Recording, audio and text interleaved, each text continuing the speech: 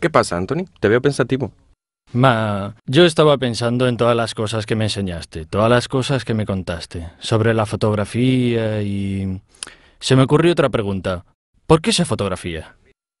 Mira, eso es una pregunta a la que muchos intentaron dar respuesta. Imagínate que un fotógrafo, Robert Adams, incluso escribió un libro titulado Why People Photograph. ¿Verdad? Pero no hay una respuesta unívoca para esta pregunta. Muchos lo hacen por instinto natural, otros como pasatiempo. Yo creo que en la base está el hecho de que las fotos permiten recordar. Es cierto, yo utilizo mucho la fotografía para recordar vacaciones, acontecimientos, amigos... Sí, ve, este es uno de los papeles importantes de la fotografía, el de grabar la memoria, pero no es el único, la fotografía también tiene otros papeles. ¿Por ejemplo? Como por ejemplo ser la expresión de la sensibilidad personal del fotógrafo. La fotografía no solo es un documento, sino que puede también ser un modo de expresar tu propia visión de la realidad. Entonces es una forma artística, Sí. como la pintura, por ejemplo. No exactamente como la pintura, porque ves, el pintor o escultor de hecho reproducen una escena o hacen su escultura sin necesariamente tener esta conexión directa con la realidad, que por lo contrario es necesaria para el fotógrafo. Una fotografía siempre surge de una escena realmente ocurrida en la que el fotógrafo estaba presenciando ese momento. En la pintura eso a menudo no ocurre, ya que el pintor puede pintar una escena que tuvo lugar o no, que ha escuchado relatar o también que él haya imaginado. Algunas corrientes de pintura intentaron reducir esta distancia entre el sujeto y sus representaciones en el cuadro, como por ejemplo hicieron los impresionistas. Generalmente la interpretación por parte del artista es más importante en la pintura que en la fotografía, porque no hay esa estrecha conexión forzosa con la realidad. Entonces, si la conexión entre realidad y fotografía es tan estrecha, ¿cuál es el margen de creatividad que yo puedo aportar como fotógrafo? Mira, existe una conexión con la realidad, pero el fotógrafo es el que elige cómo representar esta realidad y puede hacerlo utilizando los medios que la fotografía le proporciona.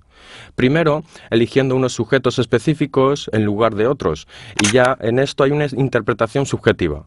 Luego eligiendo el tipo de encuadre o también utilizando los medios que la técnica nos pone a disposición, como tiempos largos, planos de enfoque distintos o el nivel de desenfoque. Incluso la elección misma entre el color en blanco y negro es siempre una elección subjetiva del fotógrafo, o incluso el rol de recuerdo que tiene la fotografía no es totalmente objetivo. Sí, pero ¿qué quieres decir? Porque yo pienso que la realidad no puede ser modificada. De hecho, la fotografía puede modificar la realidad. Piensa en el fotorretoque, que ya existía con la fotografía analógica. No se practica solo en la fotografía digital. Es un poco lo que también ocurre con el vídeo, donde con los recortes y los montajes se puede transmitir una sensación u otra. Además, la realidad que está representada en una fotografía también puede ser parcial, no ser necesariamente toda la realidad. Y además, nadie atestigua que eso es lo que realmente ocurrió. Piensa, por ejemplo, en las discusiones que todavía existen sobre la foto del miliciano de Robert Capa. Todavía no se sabe si una escena fue algo que realmente ocurrió o si fue construida con un modelo que se prestó a la escena. Entonces hace falta comprender la realidad, ¿es efectivamente aquella o si solo se trata de la representación que la foto nos transmite? A menudo el pie de foto puede cambiar la interpretación que le damos a una imagen. Exacto, así que estamos hablando de la modificación de la imagen, no de la realidad misma. Estamos hablando de la modificación de una imagen, como también del hecho de que la realidad puede construirse artificiosamente al fin de transmitirla en una imagen fotográfica. Entonces me estás diciendo que no debo creerme nada. No, eso quizá es un poco exagerado. De todos modos, como decía antes, la fotografía tiene en el recuerdo un papel primario. Seguramente no todo es fiel a la realidad, pero si haces un viaje, te llevas a casa las fotos, seguro que estas serán un archivo interesante de tus recuerdos y de las emociones que viviste. Es importante intentar fotografiar también para mantener ese archivo. Entonces, lo que dices es que no está mal, por ejemplo, cuando estoy de viaje, fotografiar los monumentos célebres. No, es que debes tener cuidado en buscar tus sujetos. No necesariamente tienes que fotografiar lo que es más célebre o lo que todos fotografían. Debes tener un ojo atento y buscar sujetos que te transmitan emociones e intentar reproducirlos en tus fotografías. Intentar también girar alrededor del sujeto, porque normalmente no debes reproducir los encuadres más comunes o las fotos que ya viste, sino que debes tener una visión tuya. Y luego, no tiene importancia si un sujeto solo te interesa y te gusta a ti. Lo importante es que te transmita emociones dignas de ser representadas en la foto. Sí, pero todo este tema me hace pensar que la fotografía está realmente muy relacionada con el pasado y mira poco hacia el futuro. No, la fotografía está relacionada con el pasado, pero también se ocupa de presente y futuro. Piensa en las grandes encuestas periodísticas, que a través de un reportaje pueden denunciar los efectos de la acción del hombre, o los efectos de una guerra. Y también piensa en la fotografía de moda o en algunas campañas publicitarias que intentan con imágenes sugerir una propuesta de cánones estilísticos, que quizá serían seguidos por la comunidad en el futuro. Mira, Anthony, no necesariamente hace falta fotografiar eventos excepcionales. Muchos fotógrafos en su carrera fotografiaron el día a día, las cosas normales. Se pueden hacer fotos hermosas también fotografiando un particular corte de luz o la fachada de un edificio. En definitiva, es importante llevar siempre contigo la cámara y estar listo para captar cualquier momento. No necesariamente hace falta encontrarse frente a eventos históricos o que se deban recordar absolutamente. Las buenas fotos pueden nacer en cualquier ocasión. De hecho, ahora ya tengo ganas de salir a fotografiar todo. De veras, hasta las cosas más normales, más banales, tan solo para ver si puedo llegar a aportar algo mío. Sí, ahora sin exagerar, fotografiándolo todo, hasta las cosas más banales. Igualmente al principio, este procedimiento quizás sea el correcto, fotografiar lo más posible. También porque luego, mirando tus fotos, poquito a poco, empezarás a tener un enfoque distinto de los sujetos y a seleccionar un poco más. Te hará falta también volver a mirar las fotos para seleccionarlos y afinar tu mirada. Ahora debo hacerte una pregunta obligada. ¿Cómo se hace para afinar la mirada? Pues ante todo, sin miedo a equivocarte.